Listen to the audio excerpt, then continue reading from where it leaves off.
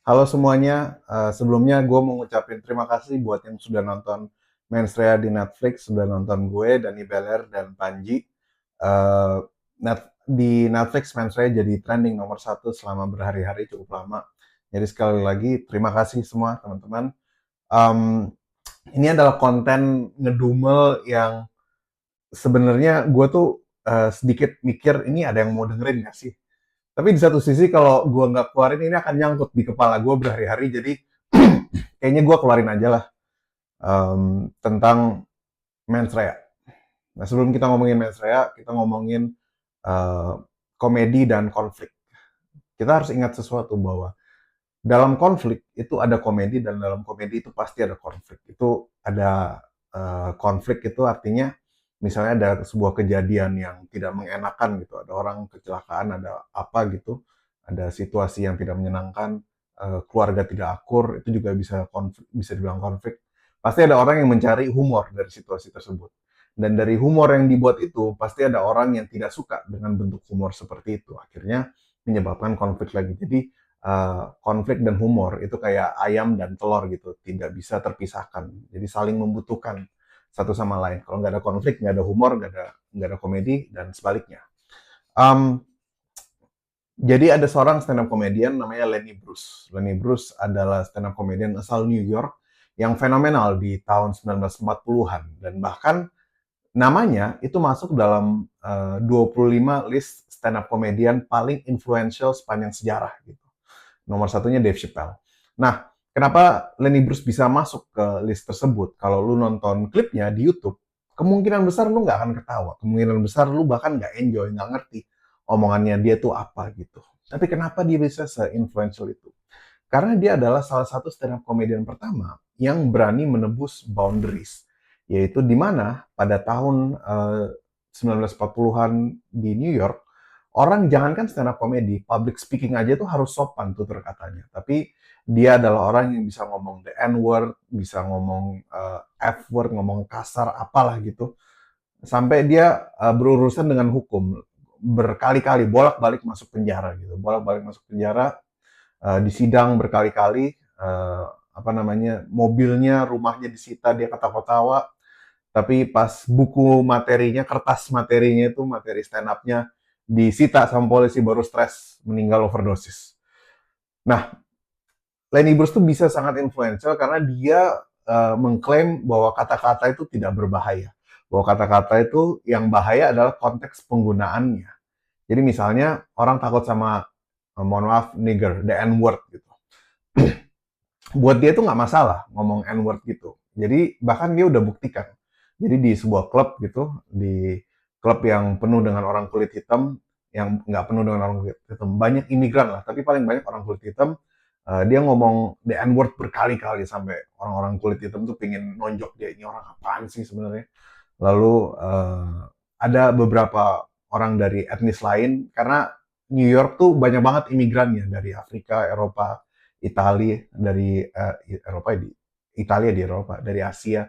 Itu banyak banget yang berdatangan dan masing-masing tuh ada slangnya, ada greaseball, ada kike, ada macem-macem. Tapi kan yang paling populer tuh the N-word itu. Nah, Lenny Bruce waktu itu belak-belakan ngomong gitu di atas panggung karena di akhir materi stand up-nya dia bilang bahwa yang bahaya itu bukan kata N-word-nya itu, bukan N-word-nya itu, tapi konteks penggunaannya. Kalau semakin sering kita ngomong itu, maka kata itu akan kehilangan maknanya. Jadi nggak ada lagi anak kulit hitam pulang sekolah, dia nangis gara-gara diteriakin nigger sama teman-temannya. Dan statementnya itu dapat standing applause dari penontonnya gitu. Yang tadinya pingin nonjok dia, ternyata poinnya tersampaikan dengan sangat-sangat baik. Itulah hebatnya seorang Lenny Bruce gitu. Bahkan dalam dunia stand up comedy modern, kalau misalnya lu lihat stand up comedy Indonesia, Suci, itu ada standarnya dalam 1 menit itu 4 LPM. Jadi 1 menit 4 LPM. Nah, artinya setiap 15 standarnya per 15 detik harus ada satu titik tawa. Itu yang buat Lenny Bruce. Jadi dia adalah yang menciptakan istilah LPM itu sendiri. Meskipun lama-kelamaan LPM-nya dia makin hilang karena dia ingin menyampaikan sebuah poin gitu. Nah, di dalam stand up comedy Mensreya, orang tuh berargumen bahwa oh Panji berhak ngomong gitu karena dia udah ngomong menurut keyakinan saya. Padahal dari judulnya aja udah menjelaskan itu nggak ada niat jahat, niatnya cuma bercanda gitu. Mensreya artinya niat jahat dalam istilah hukum. Tapi gimana pun juga dari konflik berkepanjangan ini, per video ini dibuat, eh, Panji itu lagi diajuin kasus penistaan agama, pasal penistaan agama. Gua bukan pakar hukum, tapi gua nggak berani komentar banyak seputar ini. Yang gua tahu ya, ini katanya orang pasal karet kayak ITE. Tapi gua nggak berani berkomentar banyak. Eh, dalam konteks Panji ini, dalam konteks Mensreya, ada tiga hal yang gua khawatirkan. Yang pertama, gue curiga bahwa ini baru step satu, ini baru permulaan. Bahwa nanti akan ada kasus-kasus lain yang diangkat, akan ada apapun, entah apa itu yang akan digoreng lagi, diangkat lagi. Intinya untuk meramaikan, untuk menjatuhkan seseorang gitu. Jadi itu concern pertama gue adalah gue takut bahwa ini baru permulaannya, bahwa akan ada apa lagi ke depannya gitu. Lalu kedua, Panji memang menargetkan ini masuk Netflix, jadinya memang akan ditonton banyak banget orang ya, yang tadinya belum pernah nonton stand up, bahkan eh, jadi tahu Panji itu siapa, stand up comedy itu seperti apa gitu, dan makanya bisa bercandaan, oh Intel, Intel, Intel gitu. Bahkan ada beberapa screenshot orang yang nggak ketawa sama sekali sepanjang durasi tapi menyimak gitu, eh bercandain Intel gitu. Lu tau nggak kenapa tiket stand up tuh mesti mahal?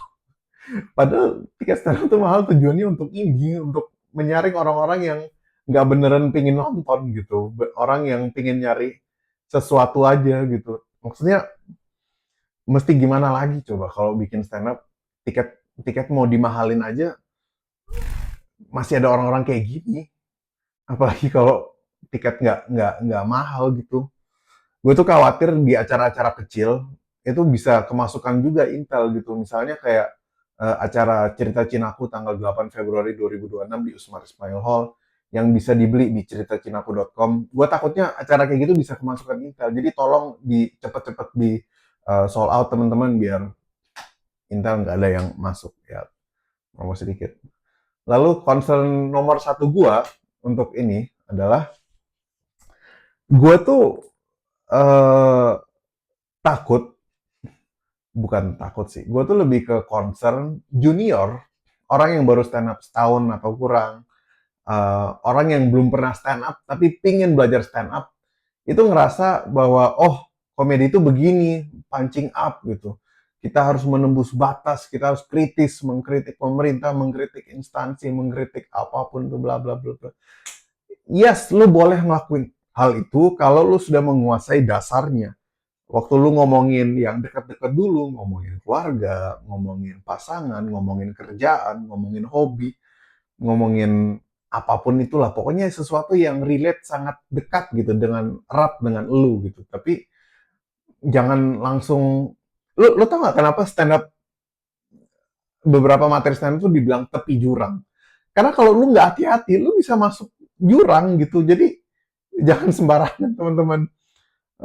Yang junior yang baru mau mulai stand up gitu, pada akhirnya kita harus ingat sesuatu. Kebebasan berpendapat, stand up, semua semua hal tuh bisa dibercandain. Tapi nggak semua orang bisa terima bercandaannya. Oke? Okay? Dan gua mendukung siapapun yang mau kritis terhadap apapun itu, terhadap hal eh, apa namanya, misalnya dia mau ngurus KTP susah, hal simpel ngurus KTP susah, atau bahkan mengkritik kebijakan yang akan mempengaruhi hidupnya ratusan juta orang di negeri. Lu mau kayak gitu, silakan. Tapi dalam bentuk komedi, coba dipertimbangkan konsekuensinya dan pertimbangan siapa yang akan lu korbankan. Apakah itu worth it? Mungkin lu akan bilang, oh Ben, lu cemen lu ya, ya. Emang, iya cemen. Mau apa lu? Nyali gua nggak segede senior senior gua. Eh apa ya intinya sih cuma ngedumel gitu. Gua nggak ada closing atau apa. Beli tiket cerita Cina aku tanggal 8 Februari 2026. I'll see you there. Bye. Louis, oh, goodbye. Goodbye. Ah, ini nggak mau.